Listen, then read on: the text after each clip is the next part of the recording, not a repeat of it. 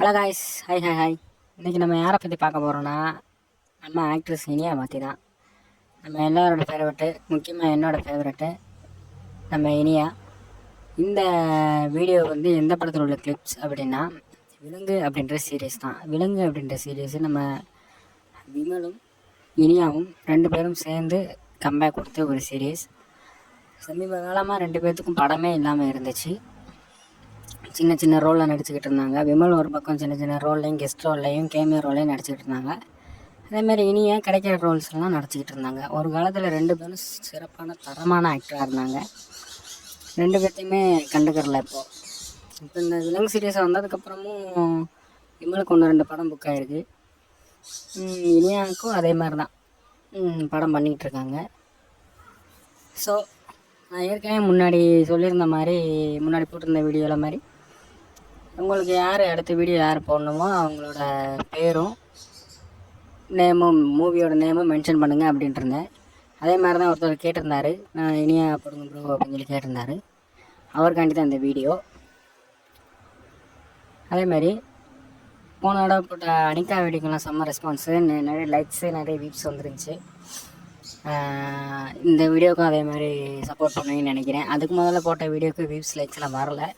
ஏன்னா ரொம்ப நாளுக்கு அப்புறம் சேனல் ரீஓப்பன் பண்ணனால வியூஸ் லைக்ஸ் போகலை. அனிகா வீடியோவுக்கு செம்ம வியூஸ் போயிருந்துச்சு.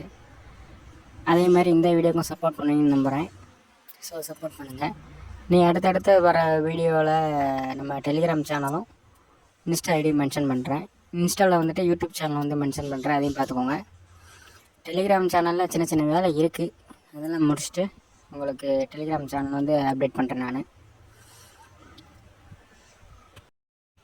ஸோ வாய்ஸ் அப்படி இப்படி இருக்குன்னு சொல்லி எதுவும் நினைக்காதீங்க. ஏன்னா நம்மகிட்ட வந்து ஒரு சரியான ஒரு இது இல்லை, அக்சசரிஸ் இல்லை, நம்மகிட்ட மைக் இல்லை. நான் ஹெட்ஃபோன் போட்டு தான் பேசிக்கிட்டு இருக்கேன். சின்ன சின்ன இதெல்லாம் வரும், அதனால் கொஞ்சம் அட்ஜஸ்ட் பண்ணிக்கிங்க. நம்ம போக போக எல்லாம் கரெக்ஷன் பண்ணிக்கலாம். எதுவும் வீடியோவில் ஏதாச்சும் உங்களுக்கு மிஸ் ஆகிற மாதிரி இருந்துச்சுன்னா, வீடியோ ஒரு சாட்டிஸ்ஃபேக்ஷன் இல்லைன்னா எதாக இருந்தாலும் கமெண்ட் பண்ணுங்கள். அப்படி உங்களுக்கு இன்னும் ஏதாச்சும் டெவலப் பண்ணணும், இல்லை இன்னும் வீடியோ நிறையா போடணும், இல்லை லென்த்து கூட்டணும், இல்லை ஷார்ட்டாக போட்டால் போதும் ப்ரோ, இல்லை ஹரிசாண்டல் வெர்டிக்கல் எப்படி போடணுன்னு சொல்லுங்கள், போடலாம். உங்களுக்கு எந்த மாதிரி வீடியோஸ்லாம் வேணும் அதையும் வேணால் கமெண்டில் பண்ணுங்கள். இல்லைனா நம்ம வந்து ஒரு சேனல் ஆரம்பிப்போம், அந்த சேனலோட லிங்க்கை நான் கொடுக்குறேன் ஏற்கனவே சொன்ன மாதிரி. அதில் உங்களுக்கு என்னென்ன வேணுமோ அதெல்லாம் சொல்லுங்கள், எல்லாமே செய்யலாம், சிறப்பாக செய்யலாம். இல்லை எடிட்டில் எதுவும் டவுட் இருந்துச்சுன்னா சொல்லுங்கள், கேளுங்க, சொல்கிறேன்.